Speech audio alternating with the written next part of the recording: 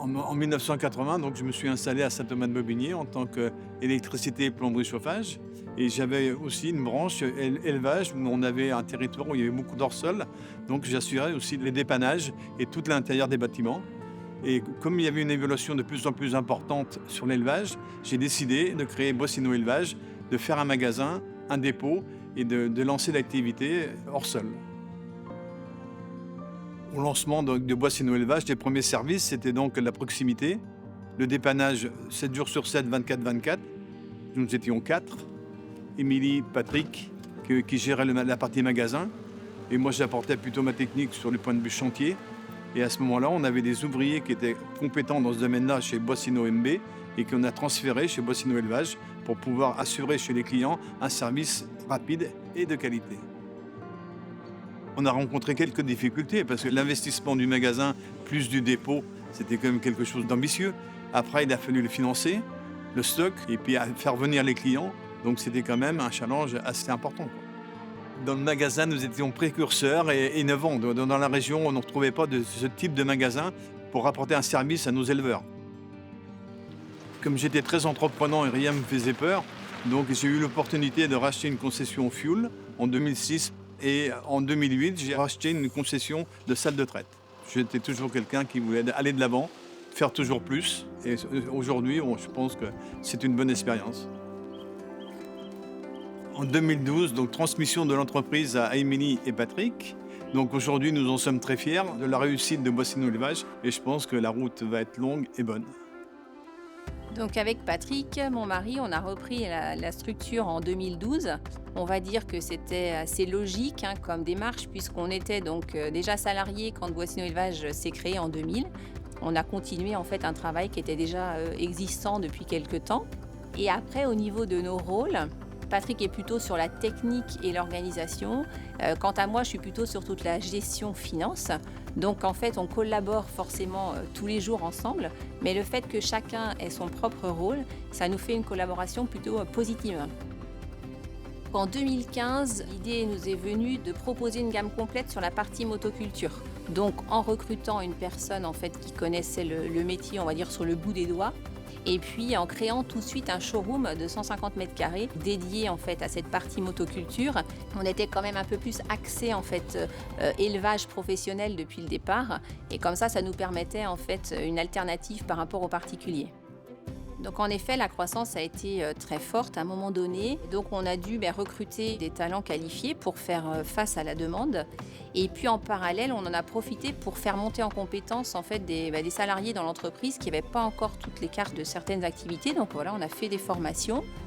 Et puis tout ça, ça nous a amené à revoir aussi tous nos process internes et puis à repenser à nos bureaux. Donc on a recréé un nouvel espace de bureau.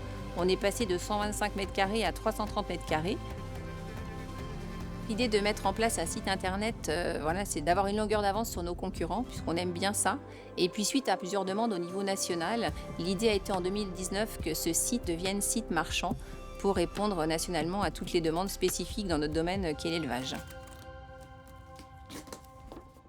Alors Boissino a su s'adapter aux nouveaux outils numériques en y associant de la formation en interne vis-à-vis de nos équipes. Au point de vue de notre organisation personnelle, on y a associé un plan de charge à notre ORP pour avoir un bon suivi logistiquement et surtout dans l'organisation. Avec Émilie, pour nous, ce qui primait beaucoup pour l'entreprise, c'était d'avoir une très très bonne organisation pour que dans la réalisation de nos chantiers, on manque de rien et qu'on soit le plus opérationnel possible. On a innové sur certains domaines, tout d'abord par rapport à certains fournisseurs avec lesquels on se devait de travailler pour pouvoir répondre à la forte demande de certaines productions. Et avec Émilie, on a fait le choix d'acheter une entreprise du côté de Bressuire qui s'appelle SGELEC pour être plus proche de nos éleveurs et d'être encore plus réactif à leurs demandes en cas de dépannage. Le bureau d'études nous a apporté une amélioration sur notre organisation au point de vue des chantiers. Le bureau d'études a été aussi une demande forte vis-à-vis de nos chefs d'équipe sur la réalisation pour pouvoir bien anticiper le matériel au bon endroit pour éviter des erreurs. L'autre chose, le bureau d'études a été très fort sur la prise de commandes pour anticiper toujours cette réalisation en temps et en heure en ne manquant pas de matériel pour la réalisation totale du chantier. qu'on a su faire face à la grippe aviaire en arrêtant notre main-d'œuvre variable, en travaillant qu'avec les entreprises propres à Boissino Élevage, en partant un petit peu plus loin de notre secteur, en allant dans le 86, 87, 16, 17. C'était des secteurs qui n'étaient pas touchés par la grippe aviaire. Et aussi en se diversifiant dans d'autres activités, dont le bovin, sur lequel on n'était pas présent. Boissino répond au bien-être animal et au bien-être humain en répondant aux normes en vigueur mises en place par le ministère de l'Agriculture et les OP.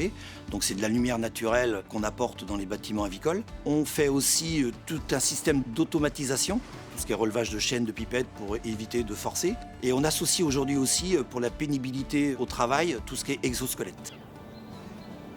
En 2022, on a décidé de faire du panneau photovoltaïque. Ce choix, on l'a fait suite à la sortie de la grippe aviaire, où l'activité chair était beaucoup plus faible, et de répondre à un nouveau challenge pour Boissino Élevage sur une forte demande. Voilà. Je vois une amélioration dans ce service agricole. Pour moi, le système sera beaucoup plus industrialisé. Il va falloir accompagner tous nos éleveurs plus sur le préventif pour pouvoir être encore plus opérationnels et plus efficaces dans toute leur production. Alors ce que je souhaite à Boissino Élevage dans les années à venir, c'est de garder aujourd'hui ce qui est notre force. On a vraiment une équipe qui est super sensationnelle, on a une très bonne entente, on a des gens formidables, même si c'est pas toujours facile au quotidien. Mais pour moi, c'est une très grande fierté que Boissino Élevage ait pu recruter des personnes que je suis très, très content d'avoir appris à connaître. Je résumerai ces 25 années passées en 3 mots. Je dirais stress, enrichissement et réussite. Donc notre vision pour les prochaines années sera de continuer le développement, puisqu'on a encore des projets à plus ou moins long terme. Je n'aime pas pouvoir les dévoiler maintenant. L'objectif, c'est de continuer à suivre Boissino Élevage pour savoir ce qui se passera demain. Pour résumer donc les 25 années de Boissino Élevage, je dirais engagement, développement et épanouissement.